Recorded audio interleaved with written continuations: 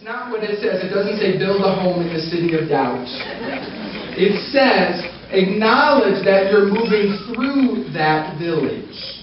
And as you pass through it, it's an important phase to acknowledge and represent that, bring it forward, honor yourself. And the cool thing is that faith is our flashlight. Faith is your flashlight that will move you through your doubt, through your fears, through the feelings of being so forsaken, the brokenness, how precious that really is. Because it's opening you up for new life. It's the time to turn within, and we don't have enough of this in our culture. To turn within, it's those 3 days of darkness where we turn within and we cleanse our soul and we moan and we wail and we allow ourselves to grieve and drum up anything that's gooped up and blocking us. You don't want to bypass this step because you sure as heck don't want to bring any doubt with you, right? So very, very precious place. And I want you to pay attention because so many people, well, how do I say this? Just make sure you have the right angels around you that you can say, I feel so afraid right now. And they can feel you. And they can love you. And they can say yes and help you with the flashlight.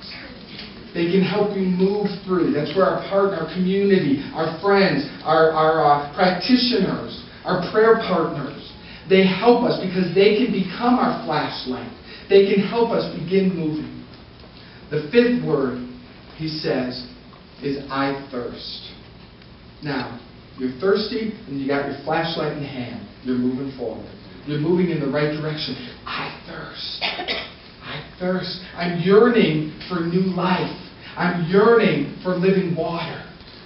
Here's the point of the story. This is moving you. The thirsting pulls you out of the darkness and the doubt. The thirsting pulls you and says, we've got to keep moving here because I am thirsty.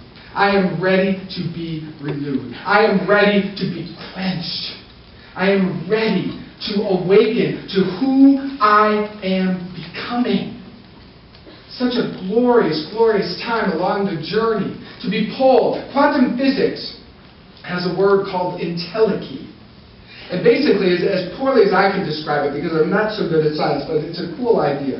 It's this idea that everything has an intelligence within it. This divine intelligence is an urge. It's a pulse. It's an intelligence, an entelechy that is always pulling you forward. All of life, the weed that is cracking through the sidewalk, the trees that are growing, when the forest is burned down and it rebirths and it rebuilds itself. There's a divine intelligence in every single cell that is reaching and thirsting and expanding toward life.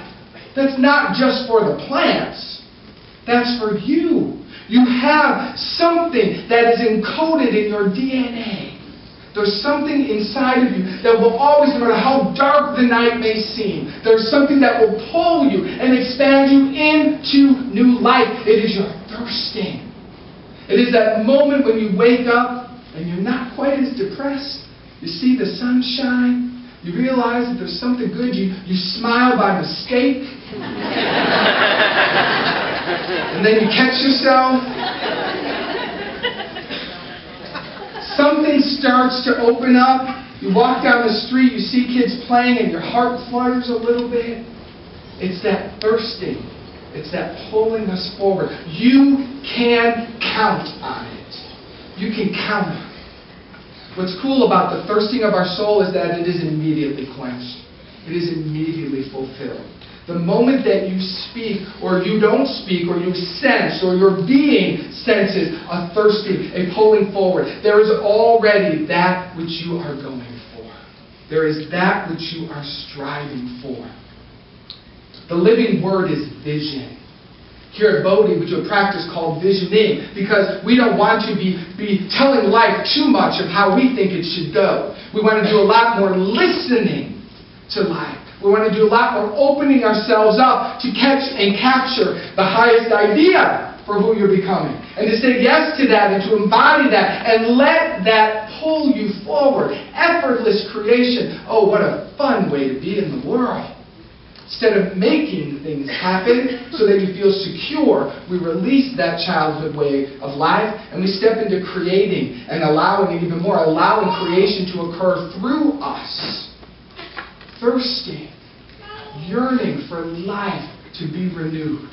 We're here in the springtime of Chicago. How beautiful has it been? To see all around us life, thirsting and awakening and saying, hello! That's what happens inside of you. So as that's occurring in the world, as that's occurring around you, invite that to happen inside.